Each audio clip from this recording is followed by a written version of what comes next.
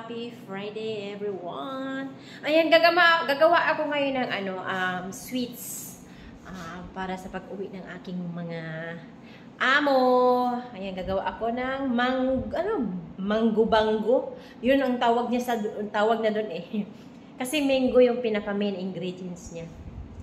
Ayun, kasi ngayon, halos matapos na yung panahon ng mangga. Gusto niya ubusin yung mangga namin sa, excuse me, sa ref. Ayun. Ayan, kaya ngayon, mag-i-start akong gumawa nun para bukas ay naka-ready na pagdating nila. O, diba? Ayan. Okay, watch me!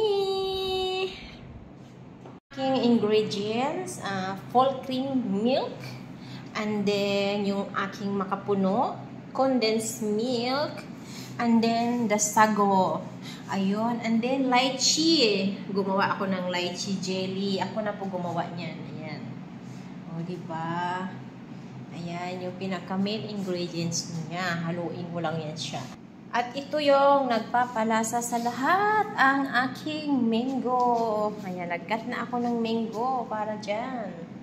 O, ayan, yung aking mga ingredients. Ayan, start na tayo. Ayan, aking makapuno. Ay, meron pa akong isang ingredients na nakalimutan ko pa. Ayan, nata di kuko. Ayan yung nata di kuko. Kakulay lang ng lychee. O, diba? Ayan, let's start na. Haluin lang natin yan, guys, dito. Ayan, halo ko lang dito yung makapuno. Then, yung nata di coco. Ayan, yung nata di coco, ilagay na lang din natin. Then, yung sago. Ilagay natin din yung sago. Ganyan lang, simpleng sweets lang siya, pero kahit araw-arawin nila nagkain. Hindi nagsawa. Ayan, halo lang tayo, halo. And then, yung gatas. Full cream milk na long life milk to siya. Kasi kahit ilang araw sa ref, hindi siya nasisira kaysa dun sa fresh milk na ilang araw lang kasi may expiration. Pag long life, ayun, kahit ilang araw. O, ito naman yung lychee. Hagoy na laglag. Yung lychee. Diba? Halib-halib.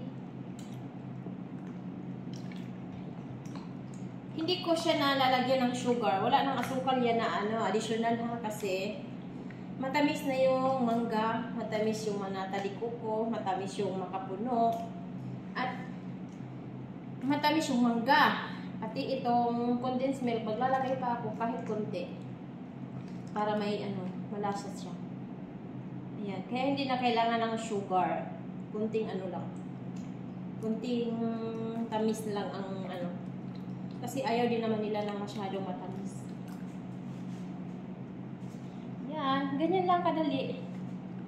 O, diba? Ngayon, titikman natin yung tamis niya. Yung ba?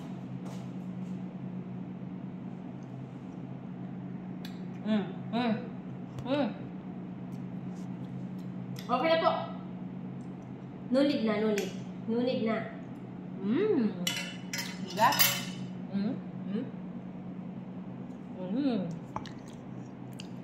Ayan, yung aking mango-bango.